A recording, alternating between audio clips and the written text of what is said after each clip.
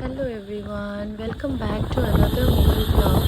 তো আজকের দিনটা ছিল 5ই জুলাই এবং উল্টো রথের দিন। তো আমরা সকাল সকাল এন্টায়ার ফ্যামিলি বেরিয়ে পড়েছিলাম লোকনাথ বাবার দর্শন করতে। আমরা পৌঁছে গেছিলাম চাকলা ধামে। বলা হয় যে লোকনাথ বাবা এখানে থাকতেন।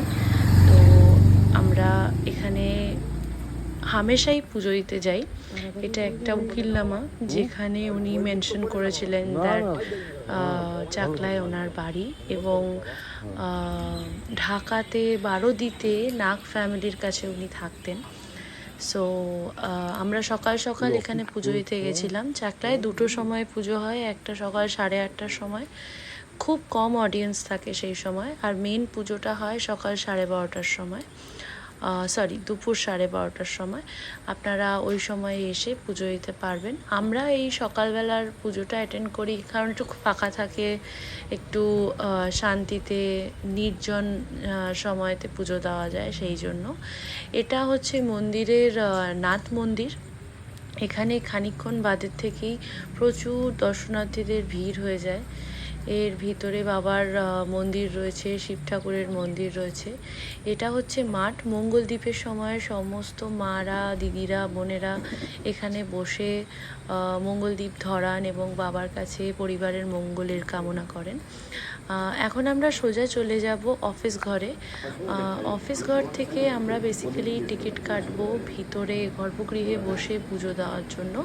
আপনারা চাইলে আপনার বাইরে বসেও অঞ্জলি পুজো দিতে পারেন, আর যারা চান তারা টিকিট কেটে ভিতরেও পুজো দিতে পারেন। আমরা যেই সময় গেছি সেই সময় বাবা লোকনাথের স্নান হলো, জামা কাপড় নতুন বস্ত্র পরানো হলো, মালা অর্পণ করা হলো ওনাকে। স্নানের জন্য আমি আলাদা করে একটা ভিডিও ছাড়বো পরে, আপনারাও দেখতে পারবেন যে কত মধুর এবং কত ম্যাজিক্যাল হয় মোমেন্টটা। অ্যান্ড পুজো দিয়ে তারপরে আমরা বাইরের দিকে গেলাম। এই মুহূর্তে ভোগ অ্যাভেলেবেল না। যারা 12:30টার সময় পুজো দিতে আসবেন তারা এই কাউন্টার 2 থেকে ভোগের টিকিট কেটে আপনারা ভোগ গ্রহণ করতে পারেন। এখান দিয়ে একটা রাস্তা চলে যাচ্ছে, সেই বিল্ডিংটাতে ভোগ ডেলিভার হয়। তো আপনারা এখান থেকে ভোগ নিতে পারেন এবং খুব ভালো লাগবে এখানে আসলে।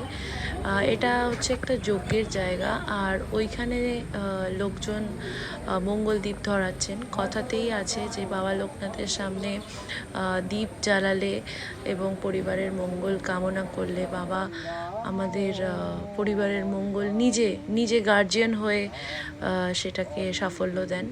তো আপনারাও অবশ্যই চাকলা ধাম ভিজিট করবেন, লোকনাথ বাবার কাছে নিজের এবং নিজের পরিবারের মঙ্গল কামনা করবেন।